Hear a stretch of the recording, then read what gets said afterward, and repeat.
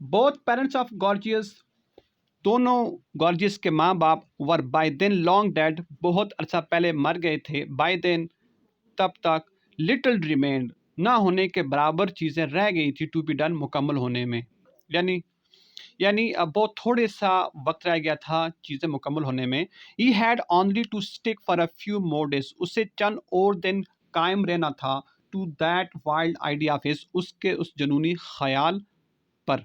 And then फिर when the question arose of choosing an athlete, जब एक athlete को चुनने का सवाल उठा to fill the newly made post, नई तख्लीक करदा असामी को पुर करने के लिए, whom could they choose, वो किस को चुन सकते थे।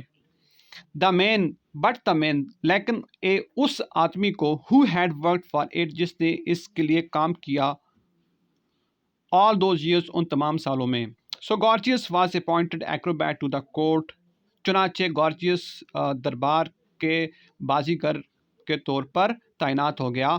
And learn so late in life, और उसने ज़िंदगी में बहुत देर के बाद ये जाना, व्हाट ऑलवेज टेक्स टाइम, उस बात को जिसको जानने में हमेशा वक्त लगता है, that his parents were right after all, के उसके वालदेन बहरहाल ठीक कह रहे थे।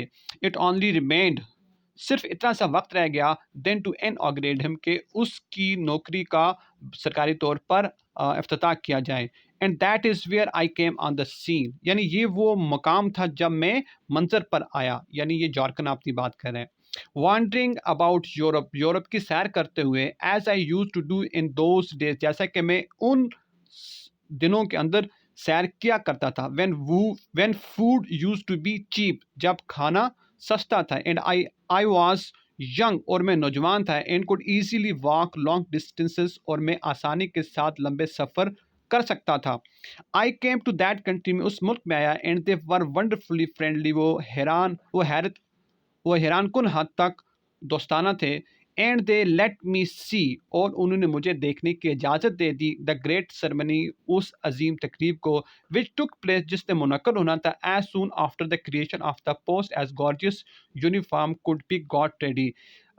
इतनी देर के बाद, उस असामी की तख्लीक इतनी देर के बाद, जब गॉर्जियस की वर्दी तैयार हो सके।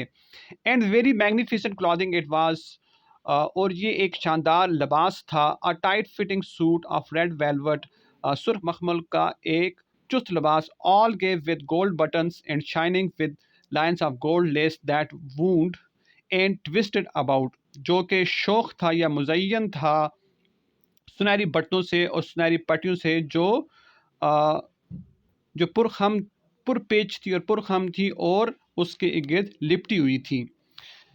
The great throne room had been turned into a kind of gymnasium, वो अजीम या बड़ा शाही कमरे को एक किस्म के जिम्नेजियम में तब्दील कर दिया था। जिम्नेजियम वो कमरा होता है, वो ऐसी जगह होती है जहाँ पर जिमनास्टिक परफॉर्म की जाती है।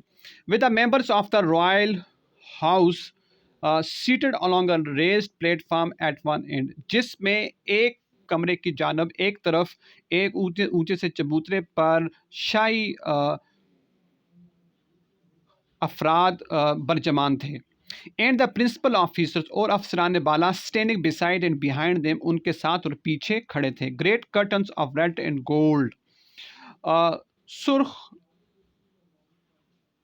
और सुनहरी रंग के बड़े पर्दे were hung along the walls, दीवारों पर लटके हुए थे। And the high swings of acrobats, बाजीगर के ऊंचे झूले, hung down with gilded ropes from the ceiling, अंदरूनी छत के साथ नीचे सुनहरी पट्टियों के साथ लटके हुए थे।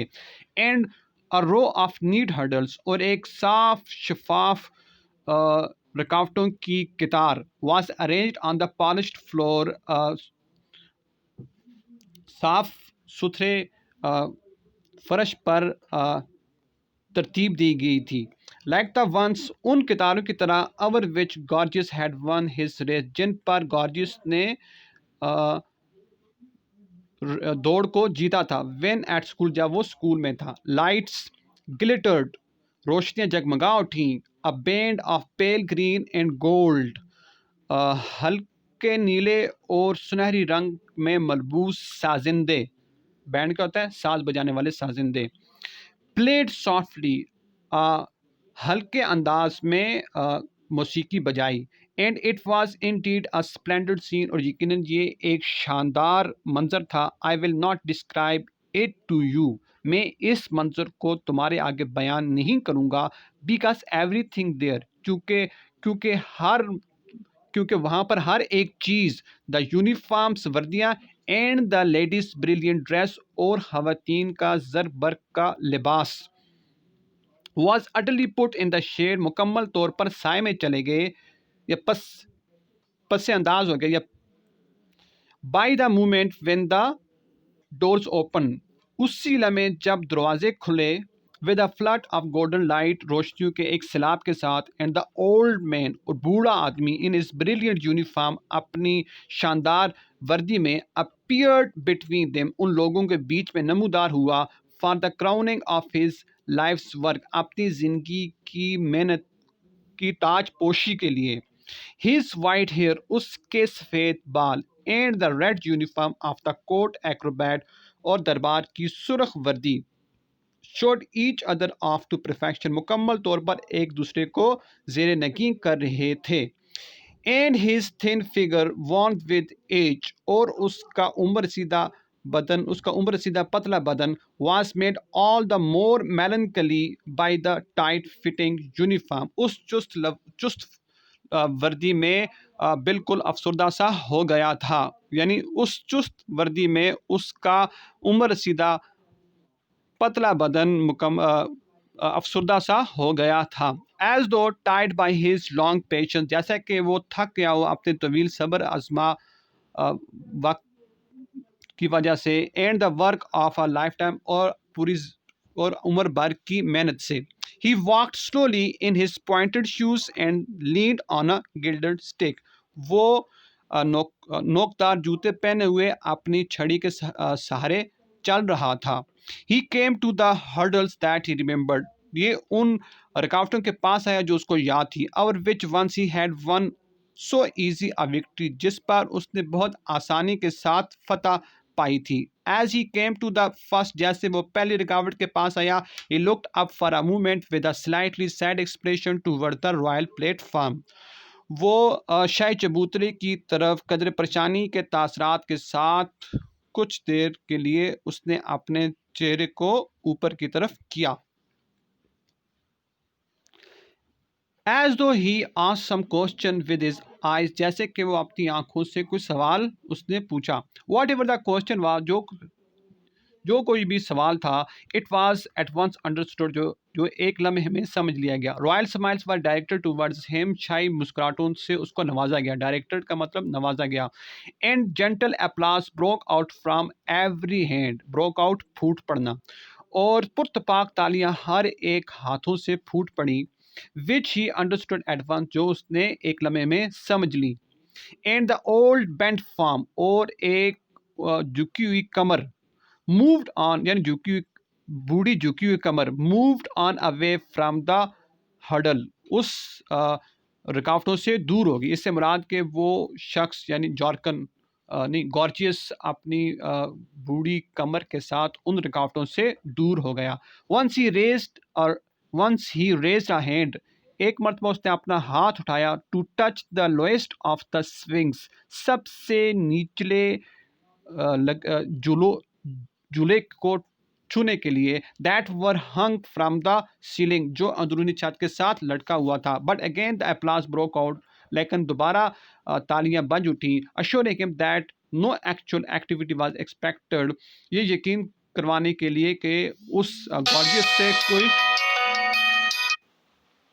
गॉर्जियस से कोई किसी तरह के करतब का तवक्को नहीं की गई।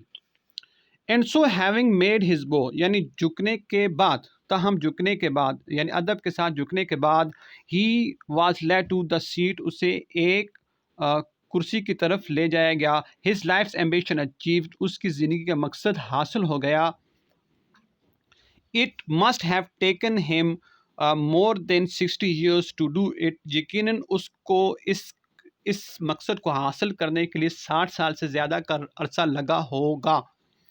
विच since first he came by that strange ambition of his, जब पहली मर्तबा उसके दिमाग में ये अजीब ख्याल आया, बट ही डिड इट, लेकिन बिल आखिर उसने इसको हासिल कर लिया। Not many stick to a thing for so long, बहुत सारे लोग इस मकसद पर इतना अरसा कायम नहीं रहते। एंड जॉर्कन्स अटड अ क्वाइट साय, जॉर्कन ने एक जेर लब आह भरी सो क्लियरली मॉर्निंग, जो मुकम्मल, जो बिल्कुल वाजिया मातम था, और सम लॉस्ट एम्बिशन, एक अपनी गुमशुदा ख्वाहिश पर, that he himself had given up, जो उसने खुद ही तर्क कर की हुई थी। That not even Turbot asked him what it was, हता कि टर्बट ने भी इसके बारे में नहीं पूछा कि ये ख्वाहिश क्या थी। इसके साथ ही इस चैप्टर की ट्रांसलेशन ख़त्म होती है।